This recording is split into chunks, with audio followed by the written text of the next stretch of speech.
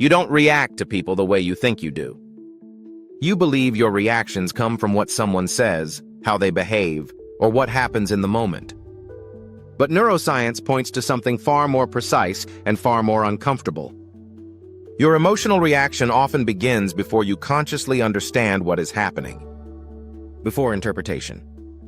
Before language. Before choice.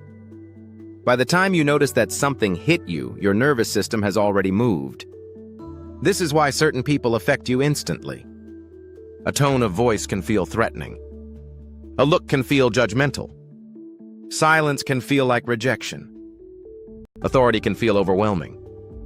Distance can feel personal. And later you find yourself thinking, why did I react like that? It wasn't that serious. I don't even know this person. The reaction feels bigger than the moment because it didn't come from the moment. It came from a prediction. Your brain does not wait for reality to arrive and then decide what it means. It predicts what is happening based on patterns it has learned before. Within milliseconds, systems deep in the brain evaluate a situation for threat, safety, and social risk, long before your conscious mind creates a coherent story about what you saw, heard, or meant. This fast evaluation is not a personality flaw. It's an efficient survival system. It's the brain reducing uncertainty before uncertainty can hurt you. And here is the part that changes how you see your relationships. Your brain does not truly evaluate people as unique individuals in real time. It evaluates patterns. Patterns of emotional charge. Patterns of unpredictability. Patterns of closeness or distance. Patterns of approval, disapproval, power, tension, control. Your brain is constantly asking, have we experienced something like this before? Not necessarily this person. This pattern. If an interaction resembles a past emotionally significant situation, your brain can treat the present as a continuation of the past.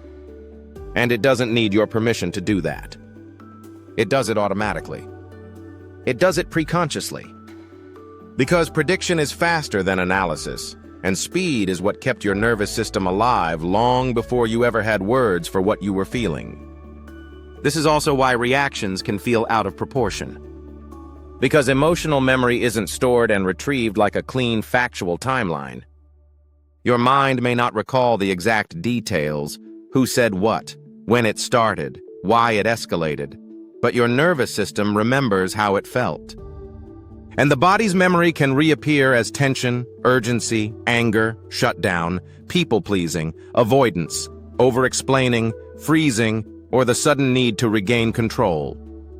So you can be in a completely new environment with a completely new person and still feel an old reaction rise up. Not because you're broken, not because you're too sensitive, but because the brain generalizes from what was emotionally costly before. It learns templates. It learns shortcuts. It learns what to expect, and it prefers familiar predictions over unfamiliar possibilities.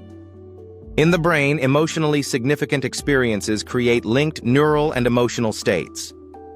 When one part of a familiar pattern is activated, a tone, a facial expression, a certain kind of silence, the brain can activate the entire learned response network.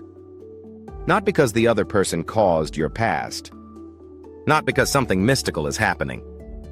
But because your nervous system learned a package, sensation, meaning, expectation, and response, bound together by repetition and emotional charge.